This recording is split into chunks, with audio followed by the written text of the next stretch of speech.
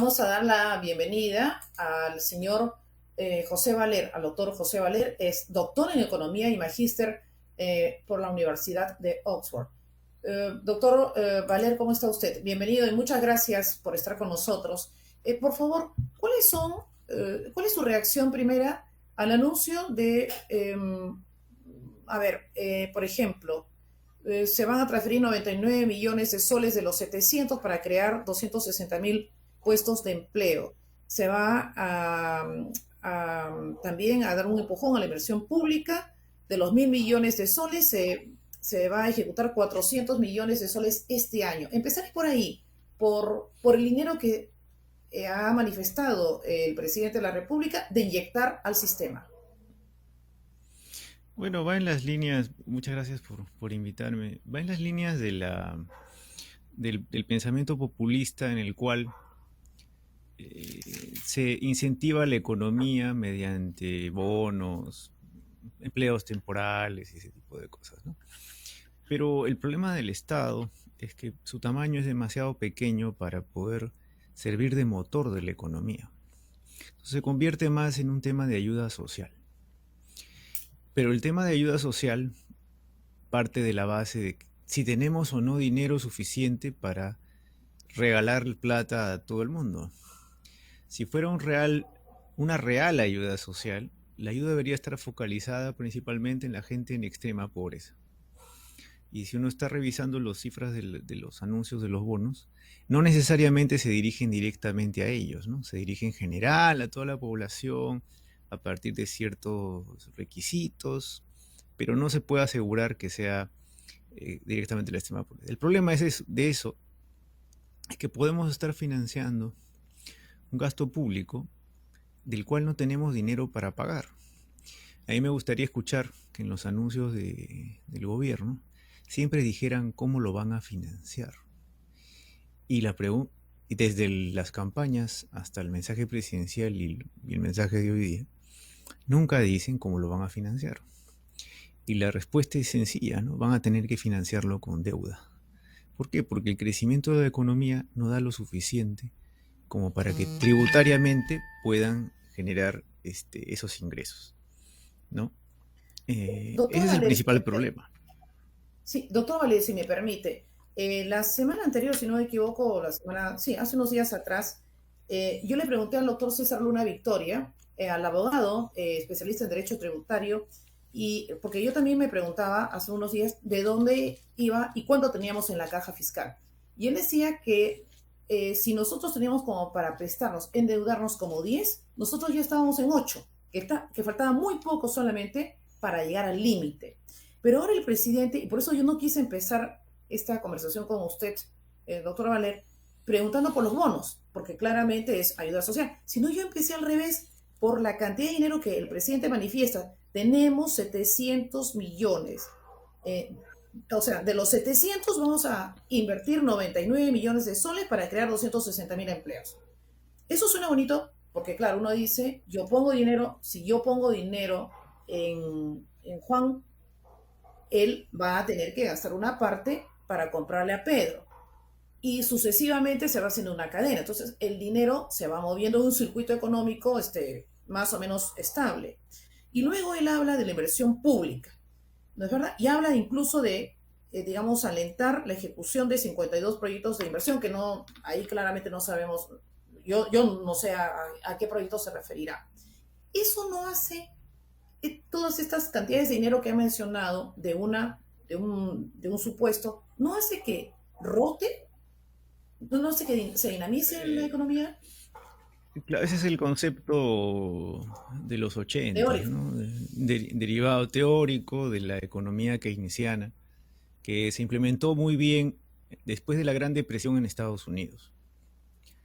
Pero lo que sucedió en los 60s y 70s fue algo que nosotros lo llegamos a vivir luego con la hiperinflación, que quisieron hacer lo mismo que hicieron después de la Gran Depresión, ayudado por las guerras mundiales, y empezaron a gastar dinero en empleos, en obras de infraestructura. Lo mismo que usted me ha mencionado lo hicieron los Estados Unidos en esa época. Entonces funcionó durante la época de las guerras mundiales. Cuando lo volvieron a hacer en los 70, pasó algo extraño. No funcionaba. Y seguían gastando más en gasto social, empleo subsidiado por el Estado, regulación gubernamental, estación, y la economía no crecía. Entonces se preguntaron qué sucede. Encima, con tanto gasto fiscal, empezó a generar inflación. Ese periodo en los 70 se conoce como el periodo de estanflación, que es una mezcla entre inflación sin crecimiento económico.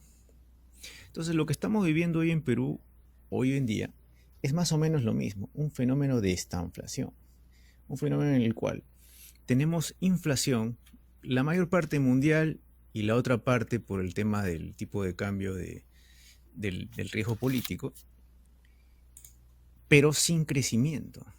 Entonces, lo que está pensando el gobierno es lo mismo que pensaron los Estados Unidos en los 70. Si seguimos dándoles más impulso fiscal, si seguimos creando empleo temporal, la economía va a reactivarse.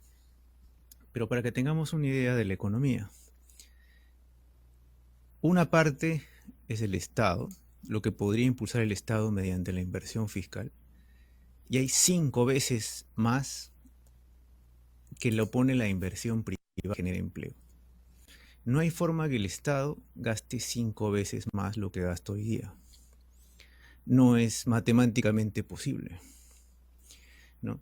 Entonces, por más ayuda, esto es como una aspirina, como un panadol temporal que le dan a ciertas personas en la economía, muy poquitas, sobre todo que se va en obra pública, en temas de construcción, que básicamente son arreglar el mismo parquecito otra vez, arreglar la misma callecita otra vez. Usted sabe cómo es eso, ¿no? O sea, obras importantes de infraestructura que generen crecimiento o progreso, como el metro que ya está 15 años ahí esperando, carreteras que nunca llegan nuevas, ni ferrocarriles ni nada. Es la misma, asfaltar por octava vez la misma carretera. Entonces ese tipo de gasto fiscal solo beneficia a las empresas constructoras, por ejemplo. ¿De alguna forma mantiene trabajos? Sí, mantiene algunos empleos, mantiene algunos ingresos. Pero no es ni una quinta parte de lo que fabrica el sector privado. Y el sector Doctor privado Ale, está... Uh-huh. permítame que le interrumpa. Con esta precisión, porque usted es el entendido en la materia, la persona que Uh-huh. estudia estos fenómenos, entonces el camino de mañana a corto plazo no es el más auspicioso. No, porque esto ya lo han probado antes, ¿no? Y lo que genera este tipo de gasto es insolvencia fiscal. ¿Por qué? Porque en unos meses van a necesitar otro bono, van a tener que ampliar el empleo temporal un año más, van a querer seguir dando plata para más construcciones, y lo que va a suceder es que ya no hay dinero. O sea, ahorita tenemos un déficit fiscal por el tema de la pandemia de casi, a ver, lo que piensan hacer ahorita, sin los anuncios de hoy, asumiendo, era un déficit fiscal de 15 mil millones de soles más. ¿Ya? Entonces, eso es más o menos un 7% de los gastos usuales, ¿no? Y ya el gobierno estaba en déficit todos los meses. Si ya estábamos en déficit, ¿cómo van a pretender seguir incrementando el gasto? Esa es la gran pregunta. Lo que van a tener que hacer es endeudarse con una deuda, con una emisión de bonos seguro internacional o local, como hemos visto, que ya ha crecido 2%. Es decir, esa deuda que antes de la bajada de tasa, antes del gobierno, del nuevo gobierno, estaba en niveles de 4%, hoy se ha convertido en una deuda de 6%, 6 y algo por ciento. Entonces ese crecimiento de 4 a 6 es considerable en dinero. O sea, son una deuda mucho más cara en intereses, que seguro van a patear a 10 años. Pero si recuerda, fue el mismo problema que sufrimos en los 80, ¿no? Un exceso de deuda que tomaron los gobiernos nacionalistas, estatistas de los 60s y 70s, que explotó a mediados a comienzos de los 80 y no sabían qué hacer. ¿Cuál fue la gran solución para parar la hiperinflación? Usted recuerda a fines de los 80, fue parar el gasto Mm, fiscal, privatizar todos los... ¿Por qué se privatizan las empresas estatales? Porque eran quebradas y no funcionaban y ocasionaban gastos, porque tenías que mantener un montón de empleos temporales del Estado. Es exactamente, estamos repitiendo algo que en ciencia económica ya se ha descartado. ¿Cuándo sirve el impulso fiscal keynesiano? Solamente en ciertos países con ciertas características, ¿no? Sobre todo con países que pueden, usted lo que ha mencionado, que esto que va chorreando hacia abajo porque impulsas a algunos sectores y luego va bajando poco a poco. Esto se da en países que tienen esos mecanismos de transmisión. El Perú no tiene esos mecanismos, sobre todo por la gran informalidad que alcanza un 70%, del cual 30 sí es pobre y 50 no es pobre, es informal porque le sale más rentable y no quiere pagar impuestos. No es extraño que la presión fiscal en el Perú sea una de las más bajas de Latinoamérica y del mundo, ¿no? 17%, 19%. Cuando la gente se pregunta, pero en Europa todos tienen seguro social y jubilación y seguro de desempleo, claro, pero la presión fiscal en esos países alcanza el 40-50% del PBI. O sea, en Perú es, perdón, 40%, pongámosle, los regímenes europeos, ¿no? En Estados Unidos tienen una presión de 30% de presión fiscal y están que lloran. En Perú esa presión está a niveles de 15-19%. O sea, muy poca gente en el Perú paga impuestos. Sin embargo, queremos seguir aumentando los gastos con deuda. Es como si quisiéramos vivir de la tarjeta se de crédito.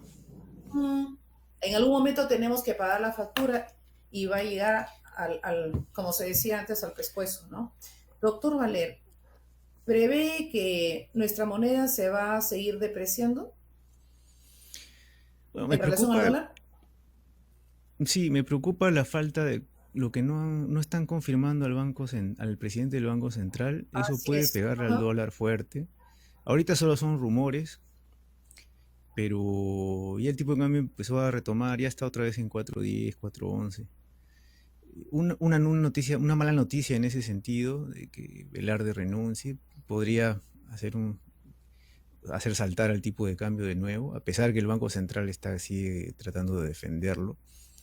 Pero el Banco Central no tiene un tipo de cambio fijo, ¿no? Ayuda a aliviar los saltos, pero no lo frena. Ujú, Entonces eso se va a ujú. trasladar, es como una cascada, ¿no? Se traslada en mayor precio de la gasolina, mayor precio del diésel, mayor precio del gas, todo lo que importamos. Se va a trasladar en mayor Correcto. precio de los alimentos. El mundo está pasando por un fenómeno complicado porque además de la pandemia que había limitado la logística de los alimentos en el mundo y por eso escasearon y los que tenían lo acapararon un tiempo, por eso subieron tanto de precio. Ahora que está retornando la vacunación y poco a poco se está abriendo las economías, algunos productos han empezado a bajar. Sin embargo, estamos ante fenómenos climáticos muy complicados, una sequía inmensa en Brasil y muchas partes de África, inusual. Estamos justo pasando en la época de huracanes, el huracán Estados Unidos de Ida, me parece, que está ocasionando problemas en el abastecimiento de gas. Eso va a hacer que nuestro gas también siga caro y ha subido un montón. La gente en la casa, sobre todo los más pobres, pues los clase media o los que no son pobres monetarios, pueden más o menos bandearse este problema durante unos meses más, que es lo que va a durar. Pero la gente que está en pobreza extrema significa menos comida, ¿no? Significa menos alimento, menos... Y los niños mal alimentados, usted sabe que los que son muy pequeños, Así es. antes de 2 años, una mala alimentación por más de unos meses se convierte en un bajo coeficiente intelectual. Y eso a la larga de su vida les ocasiona muchos problemas para conseguir buenos trabajos, para generar riqueza o salir de Es, la pobreza. Entonces, es es una correcto. cadena que un gobierno consciente debería tomar.